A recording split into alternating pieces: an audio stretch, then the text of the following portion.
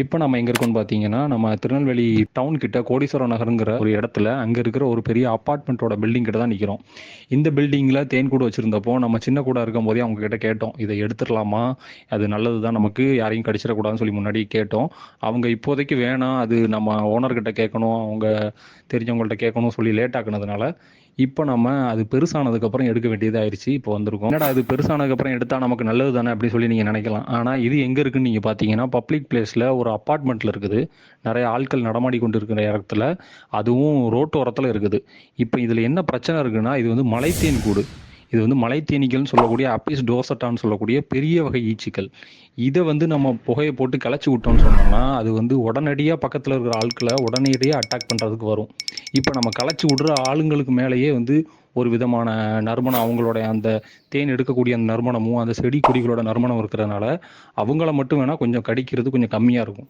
ஆனால் மற்றபடி சாதாரண ஆட்கள் நம்ம பெர்ஃப்யூம் யூஸ் பண்ணுவோம், பவுடர் யூஸ் பண்ணுவோம், இந்த மாதிரி வாசனை பொருட்கள் யூஸ் பண்ணும்போது உங்களை ஈஸியாக தேடி வந்து உடனே கொட்டுறதுக்கு சான்ஸ் ஜாஸ்தி.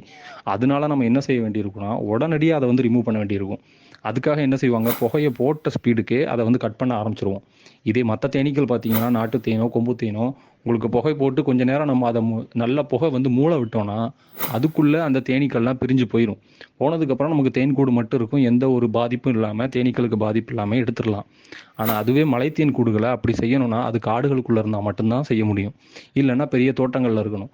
இதை மாதிரி காமனான ஒரு பப்ளிக் பிளேஸ்லையோ ஒரு பொதுவான இடங்கள்ல இருந்துச்சுன்னா அதை உடனடியாக ரிமூவ் பண்ணுறத தவிர வேறு வழி கிடையாதுங்க. ஏன்னா இங்கே ஆல்ரெடி நம்மளை கூப்பிட்டு விட்டதுக்கு காரணமே இங்கே ஒரு 2 பேரை கொட்டிருச்சு, அவங்களுக்கு பயங்கரமாக வீங்கிருச்சுங்கிறதுனால தான் கூப்பிட்டு விட்ருக்காங்க. இதோட தேனீக்களோட விஷம் வந்து கொஞ்சம் ஜாஸ்தி இருக்கும் மலைத்தேனுங்கிறதுனால. அதனால நம்ம வந்து உடனடியாக ரிமூவ் பண்ணுறதுக்கு இப்போ வந்திருக்கோம். இப்போ ரிமூவ் பண்ணிக்கிட்டு இருக்காங்க பாருங்கள். சில பேர் கேட்பாங்க, என்னடா இது தேனுக்குள்ளே இவ்வளோ தேனி பூச்சிகள் கிடக்குதுன்னு சொல்லி கேட்பாங்க. இங்கே பார்த்தீங்கன்னா உங்களுக்கே தெரியும், நம்ம முதல்ல சொன்ன மாதிரி மலைத்தேன் கூடுகளை வந்து உடனே அகற்ற வேண்டிய சூழ்நிலைக்கு நம்ம தள்ளப்படும் போது அந்த இடத்துல நம்ம வேற வழி இல்லாமல் அதை எடுத்து தான் ஆகணும். சில தேனி பூச்சிகள் இறக்குறதுக்கும் சான்ஸ் இருக்க தான் செய்யுது. இதுவே மற்ற இடங்கள்ல பார்த்தீங்கன்னா நம்ம எங்கேயுமே தேனி பூச்சிகளை அவ்வளோ சீக்கிரம் கொல்லவே மாட்டோம். கொல்றதுக்கு நமக்கு விருப்பமும் கிடையாது. நம்ம தேனீக்களால் தான் நம்மளுடைய வியாபாரமும் சரி நல்லா வளர்ந்துட்டு இருக்குது. தேனீக்கள் இல்லைன்னா அந்த உலகமே இல்லைன்னு சொல்கிற அளவுக்கு தேனீக்களோட முக்கியத்துவம் நமக்கும் தெரியும்.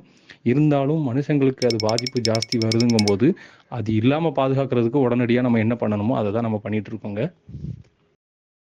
பார்த்தீங்கன்னா இப்போ நம்ம எடுத்துட்டு வந்திருக்கிறது தான் மலைத்தேனோட கூடு. இங்கே பாருங்க, இது வரைக்கும் பாருங்க, இதெல்லாம் வந்து தேன் கூடு. இந்த மலைத்தேன் பூச்சியை பாருங்க எவ்வளோ பெருசு இருக்குதுன்னு.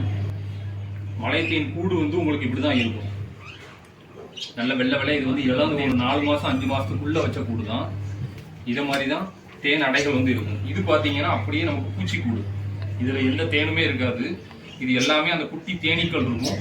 அது எல்லாத்தையும் நம்ம புழிஞ்சி எடுக்கவே முடியாது. இது அப்படியே நம்ம அரைச்சிட்டு மற்ற இருக்கிற இடத்துல தான் நம்ம மற்ற தேன் எல்லாத்தையும் வச்சுக்குவோம்.